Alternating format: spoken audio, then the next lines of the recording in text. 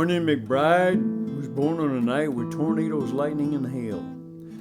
While the tornadoes whirled, his life unfurled, and I'll tell you McBride's strange tale. The only child of a woman as wild as a grizzly and rattlesnake. His pa was a trapper, courted disaster, and was wanted in 7 states.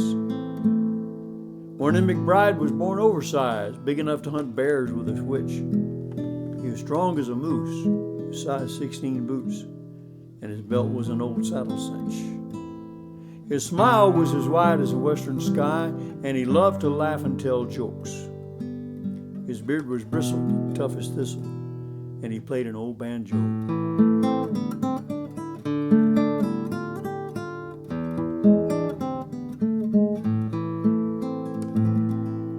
Eared McBride trapped beaver hides up high where the eagle soars. When the snow would melt, he'd load the pelts and head for Trader Bill's store.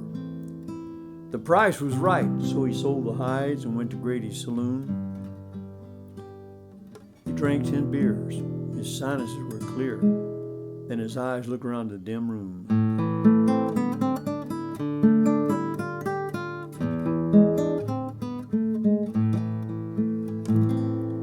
Eared McBride, with eyes open wide, stared through the smoke at the stage. For the voice that sang was Nightingale Jane, fine form and angelic face.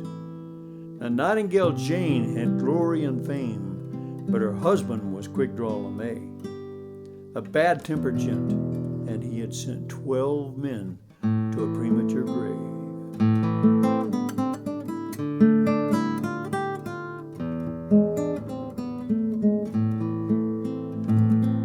McBride started to cry when Jane sang, "Oh, Promise Me." Filled with rapture, his heart was captured, and tears ran down both his cheeks.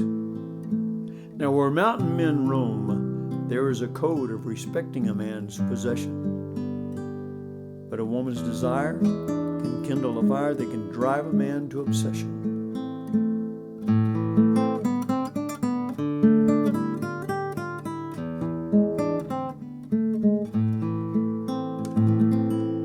McBride stood straight and upright when Jane sashayed to the bar. Quick Draw LeMay was busy at play, shuffling a new deck of cards. She winked at McBride, gave him a smile, and he bowed and took off his hat. She said, "Please sit down, I'll buy you a round." And they sat at the table in back. Then Eared McBride caught the eye of dangerous Quick Draw LeMay.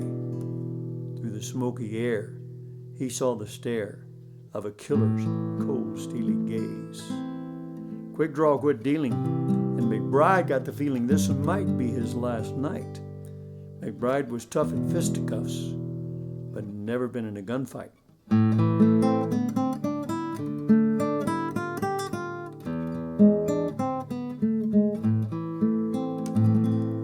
Eared McBride thought death was nigh when Nightingale kissed his cheek. Everyone knew the impending doom as Quick Draw sprang to his feet. The saloon got quiet. No one could deny it. Death would visit tonight. Jane backed away, begging LeMay to spare this poor trapper's life.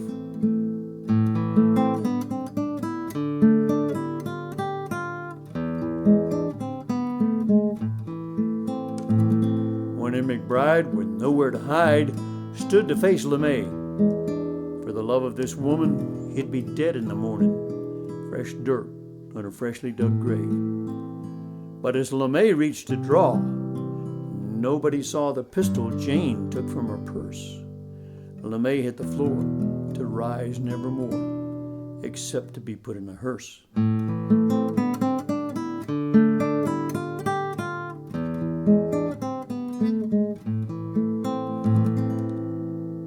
When Jane pulled the trigger, nobody figured this was her plan all along. LeMay had abused her, cheated and used her.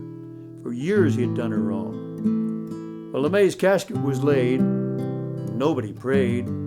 At his funeral, nobody cried.